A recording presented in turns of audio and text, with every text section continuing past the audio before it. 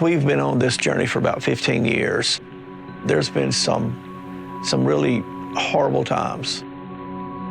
We were just hurting for our son so much. But God was there with us. It's John 14:27. My peace I give to you, not as the world gives, but as I give. Andy was such a great kid. He was outgoing, he was involved with our church, but he just wasn't the type person you would think would be in addiction. Started using drugs probably at 15. He soon became addicted to the much stronger stuff. One of the worst times that we went through, he actually tried to kill himself. We didn't know what to do. We didn't know where to turn to. We prayed and prayed and prayed. Nurse there in the hospital where we were visiting him, she says, I heard there's a new parent group. It's called PALS, and it's for parents that have children that have addiction. First 3 meetings I went to, I did nothing but sit and cry. And there was a part of me that was jealous because other parents their kids had moved on. I remember the lady saying, keep coming back, keep coming back. We just realized we weren't alone and that there are other people who go through the same things.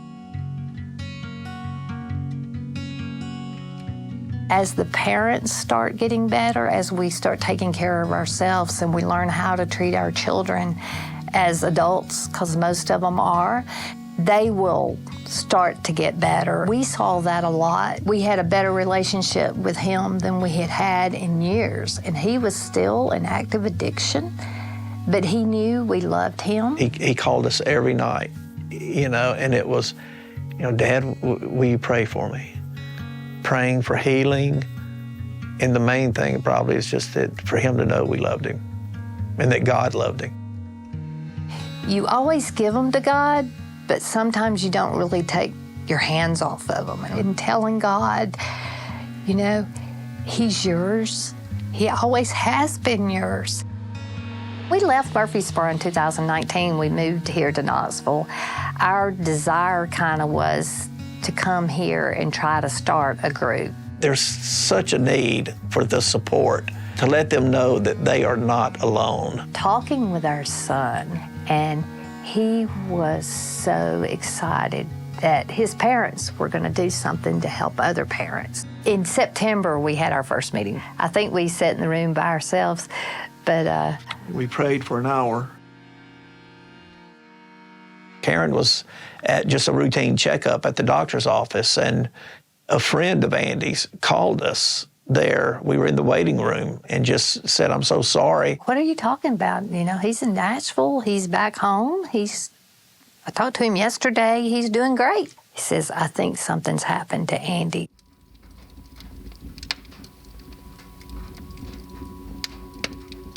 From what we understand, and we still don't know the details, Andy was in a Walmart parking lot when I guess he met whoever he got it from, and that's where he passed away. And all we could do was just sit on the curb, and he's gone. And that was the hardest. I mean, that's just where your world ends for a moment.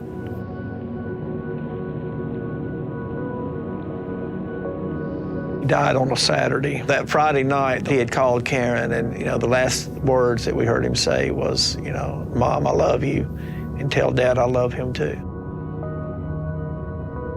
For the last 6 months, anytime people say, how are you doing? And it's always, this is horrible, I miss him.